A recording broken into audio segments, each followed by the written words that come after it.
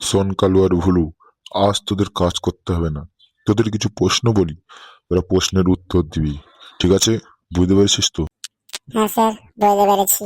বলুন কি প্রশ্ন ধরবেন। কালু, তুই বলতো, একই সাথে সমুদ্রের পাশে বসে আছিস, তোর হাতে আইসক্রিম, তুই আইসক্রিম খাচ্ছিস, এটা কোন কাল?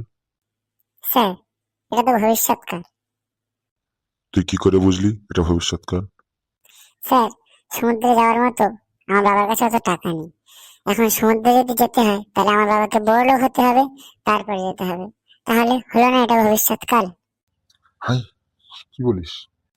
আচ্ছা ভুলু, এবার তুই বল, আমি যদি বলি যে আমি সুন্দরী মেয়েটিকে বিয়ে করলাম, তাহলে এটা কোন কাল? স্যার, এটা তো পরকাল। পরকাল মানে? ইয়ার কি হচ্ছে আমার সাথে? আমি তো কোশ্চেন হচ্ছে আর তোরা ইয়ার কি মারছিস? না স্যার, সত্যি বলছি, এই বয়সে আপনি যদি ইয়াং মেয়েকে বিয়ে করেন তাহলে কাকিমা মেরে আপনাকে পরকালে পাঠিয়ে দেবে। তাই তো বললাম যে এটি পরকাল। তোদের নিয়ে কিছু হবে না। আচ্ছা, এবার কালু বলতো, মশা কয় প্রকার? স্যার, মশা তো 3 প্রকার।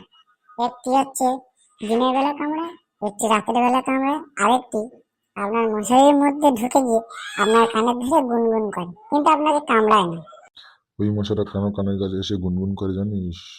স্যার আমি জানি স্যার, আমি মশাটা আপনার কানের ধরে গিয়ে গুনগুন করে। আপনি ওই মশাটা আপনার ইন্টারভিউ নেই আপনাকে, আপনি ঘুমিয়েছেন কিনা, যদি আপনি না ঘুমান, যদি কামড়ায় আপনি তোকে মেরে দেবেন, আপনি তোকে মেরে দেবেন। ওই জন্য আগে দিয়ে চেক করে নেন যে আপনি ঘুমিয়েছেন কিনা। তোরা কি কোনোদিনও পড়াশোনায় মন দিবি? কালু বল, পার্থক্য কি? এবং আবিষ্কার ও উদ্ভাবনার মধ্যে পার্থক্য কি? তাড়াতাড়ি বল আমাকে। স্যার, এটা তো খুব সোজা। আমার বাবা আমাকে আবিষ্কার করেছে, আর আপনি আমাকে পিটিয়ে পিটিয়ে পিটিয়ে পিটিয়ে নতুন আরেকটি উদ্ভাবনা সৃষ্টি করার চেষ্টা করছেন। এটাই হলো আবিষ্কার আর উদ্ভাবনের মধ্যে পার্থক্য। কিন্তু কাজটা খুব কঠিন স্যার, আপনি পারবেন না। তোদের সাথে আর কথা বলাই বৃথা, তোদের ক্লাস আমি নেবো না, আজকেই তোদের এখানেই ক্লাস শেষ। আর তোদের অফিস থেকেও বের করে দেবো। স্যার, অফিস থেকে তো বের করে দেবেন, সারা জীবনের জন্য বেরিয়ে যাবো, কিন্তু তার থেকে একটা শেষ কথা স্যার, প্লিজ একটা শেষ কথা শুনে যান। কি? তাড়াতাড়ি বল। স্যার, আগামীকাল যদি আমরা অফিসেও চলে আসি, তবুও যদি লেট করে আসি, তাহলে আপনি আমাকে বকবেন না স্যার, ঠিক আছে তো? কেন? তোরা কাজ করিস আমার অফিসে, লেট করে আসবি, আবার বললে দোষ?